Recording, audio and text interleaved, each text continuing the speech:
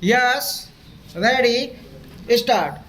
For more than 3 decades, India has figured on the technology control radar screens of the advanced nations.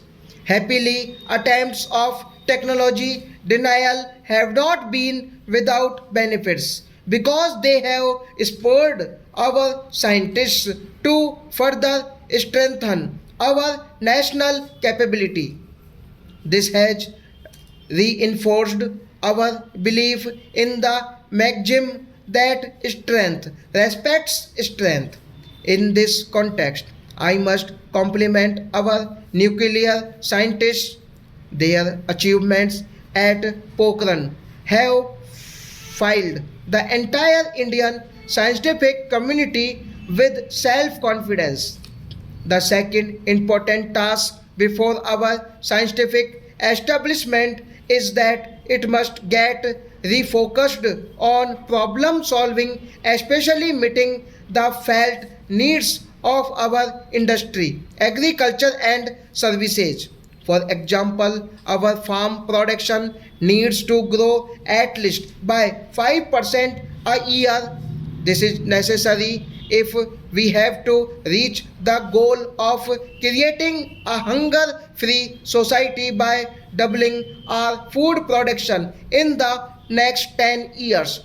Our agriculture scientists have many commendable success to their credit, but they need to redouble their efforts to integrate our Kisan community in the generation, dissemination, and application of knowledge in agricultural sciences. Similarly, our food scientists need to develop cost effective technologies to tackle the problem of enormous waste of fruits, vegetables, and food grains.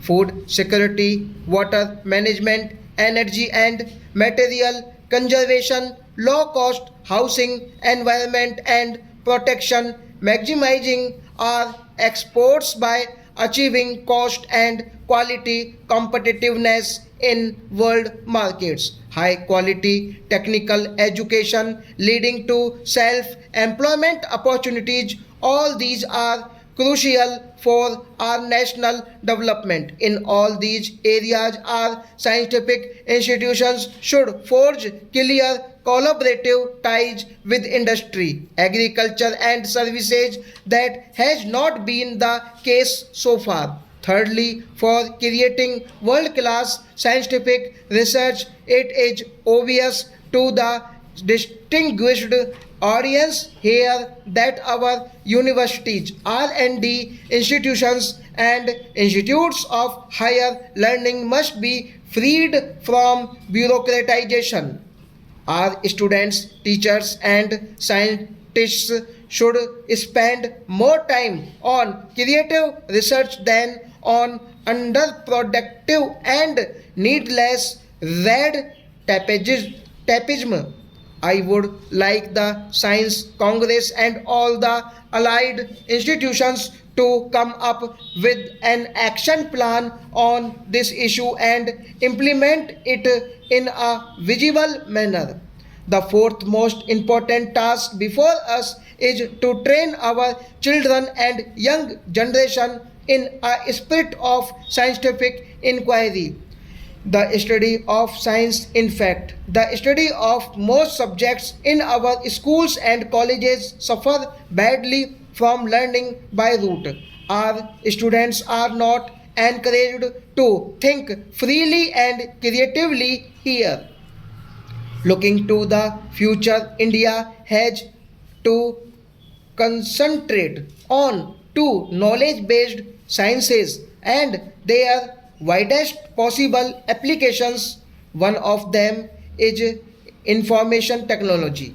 My government has taken a number of initiatives aimed at enabling India to become a major global IT power with software exports targeted at $50 billion by year. 2008. The second knowledge based area that needs even more attention is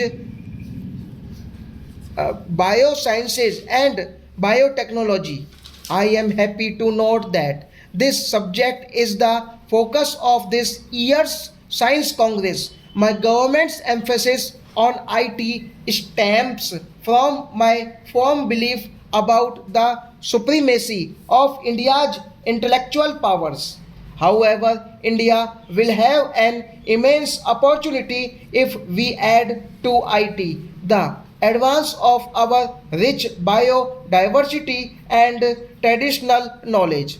Another multi-billion dollar opportunity with a stimulus impact on the health of our population will open up them.